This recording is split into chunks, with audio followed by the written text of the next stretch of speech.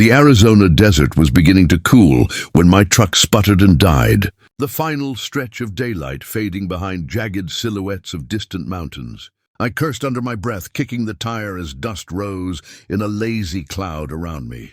The road was empty for miles. I was traveling for work, nothing more, and planned to be through this reservation before night truly fell. Then beneath the silence, I noticed a shape up ahead. A woman stood alone on the shoulder of the highway, wrapped in a black shawl that the wind kept pulling at, her long dark hair whipping around her face. She didn't move, didn't wave, didn't seem frightened, just waiting. Something, curiosity, guilt, maybe instinct, pulled me closer. I stepped toward her, crunching gravel beneath my boots. When she looked up, her eyes were wet, heavy with a kind of grief so sharp it made my stomach twist. "Do you need a ride?" I asked. She nodded once, barely, as though even that motion cost her something. She whispered a word, a name I couldn't understand, Yusustan. Then she climbed into my truck, folding her hands in her lap like someone trying to hold themselves together. We drove in silence, following the soft directions she murmured. The scent of sage and smoke clung to her clothes as though she had walked through fire recently. Soon we turned toward a dirt road, where faint orange light flickered through the trees. As we got closer, I realized people were gathered around a great burning fire. They were singing, voices low and rhythmic like the heartbeat of the earth itself. I parked, unsure if I should leave her there alone, unsure if I'd already gone too far. An elder approached immediately, his face painted with ash and age, his eyes unreadable. He didn't look at me first, he looked at her. She stepped out slowly. The elder then turned to me, and his voice felt like stone. "You carried her away from the morning fire before sunrise," he said. "By our law, she now belongs to you, and you belong to her." I laughed, thinking it must be a misunderstanding, a cultural confusion. I tried to explain I was a stranger just passing through, but he said again, with the kind of certainty that didn't come from rule books, only from old spirits and older promises. "A stranger or not, she is yours. And now you are ours." I didn't sleep that night. Every sound outside the thin walls of the guest lodge kept me awake, voices chanting somewhere beyond the trees, the distant howl of a coyote, and underneath it all, my own pulse pounding with the sick realization that I might actually be trapped. I kept telling myself it was superstition, something symbolic, nothing binding.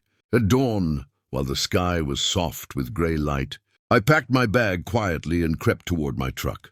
The air was cold enough to sting my lungs, but I didn't stop. All I could think was that I needed to leave before anyone noticed. When I turned the key, the engine gave not even a cough of life, just silence. It hadn't been broken when I pulled up the night before. I tried again and again until my hands shook with frustration. I slammed the door, stepped away, and decided I would walk. If they wanted to stop me, they'd have to physically do it. There was a paved road eventually. I could call for help once I was far enough. My steps hit the dirt rhythmically, confidence rising with each stride. For a moment it felt simple. Run, escape, forget all of it. Then a tightness seared across my chest like a hand gripping my heart. I staggered, gasping, dizziness exploding behind my eyes. I tried to inhale, but the air wouldn't come. The world tilted, my vision shrinking, and through the ringing in my ears, I heard something impossible, voices whispering in a language I had never heard, as though a crowd was chanting inside my skull. I collapsed onto the road, clutching at nothing, the sky spinning above me like water going down a drain. When I woke, my body was wrapped in blankets inside a small, circular hut made of wood and clay. A pot of herbs burned beside me, smoke curling toward the ceiling. Nina sat near my head, her eyes swollen as if she'd been crying, her bare feet tucked beneath her. The elder entered, unmoved by emotion. His voice was steady and final. "You tried to leave. The spirits reminded you of the bond you began." I tried to argue, tried to rationalize, but he continued, "You didn't just give her a ride. You removed her from the mourning circle. You carried her spirit away. That made a promise your body cannot break." Nina whispered, not looking at me. "If you leave me, I die. And the man who abandons a bound widow loses his breath too." Her voice trembled. And for the first time, I realized she wasn't my captor. She was just as trapped, maybe more.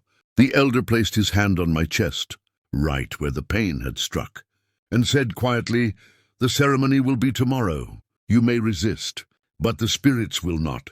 The ceremony began the following night, long after the sun bled into the horizon and left the world wrapped in desert darkness.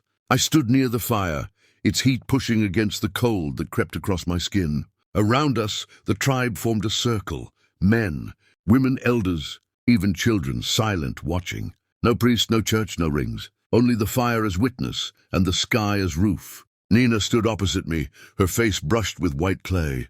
Delicate lines painted beneath her eyes, like rivers of memories. Her hair was braided, threaded with feathers and beads that shimmered in the flames. She did not smile. She did not speak. She looked like someone being led to her fate. Two women approached her, placing something in her hands. She stepped closer.